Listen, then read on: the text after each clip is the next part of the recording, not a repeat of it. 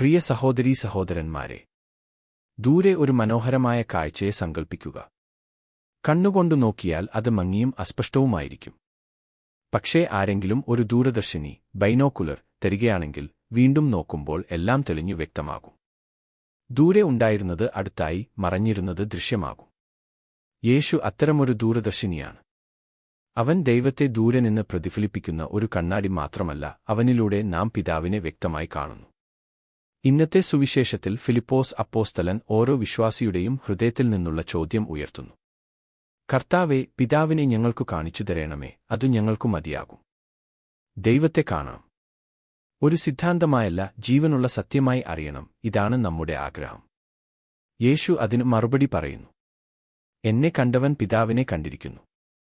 പഴയ നിയമത്തിൽ മോശയ്ക്ക് പോലും ദൈവത്തിന്റെ മുഖം കാണാൻ കഴിഞ്ഞില്ല. സീനായി പർവ്വതത്തിൽ ജനങ്ങൾക്ക് ഇടിമുഴക്കവും അഗ്നിയും മാത്രമേ അനുഭവിക്കാൻ കഴിഞ്ഞുള്ളൂ. എന്നാൽ ഇപ്പോൾ യേശു പറയുന്നു, എന്നെ യഥാർത്ഥമായി നോക്കുക, നിങ്ങൾ പിതാവിനെ തന്നെ കാണും. കത്തോലിക്കാ സഭയുടെ കത്തീസിസം പഠിപ്പിക്കുന്നതുപോലെ ക്രിസ്തുവിൽ ദൈവം തന്നെ പൂർണ്ണമായി വെളിപ്പെടുത്തിയിരിക്കുന്നു. യേശുവിനു ശേഷം പുതിയ പൊതുവെളിപാട് ഉണ്ടാവില്ല. അവനിൽ തന്നെ ആഴത്തിൽ മനസ്സിലാക്കാനുള്ള ക്ഷണമേ ഉള്ളൂ. അതിനാൽ പ്രശ്നം ദൈവം മറഞ്ഞിരിക്കുന്നതല്ല, നമ്മുടെ കാഴ്ചയുടെ ദൗർബല്യമാണ് പ്രശ്നം. നാം സുവിശേഷം വായിക്കുന്നു, പ്രാർത്ഥിക്കുന്നു, കൂദാശകൾ സ്വീകരിക്കുന്നു, എങ്കിലും ചിലപ്പോൾ ദൈവം ദൂരെയാണെന്ന് തോന്നും.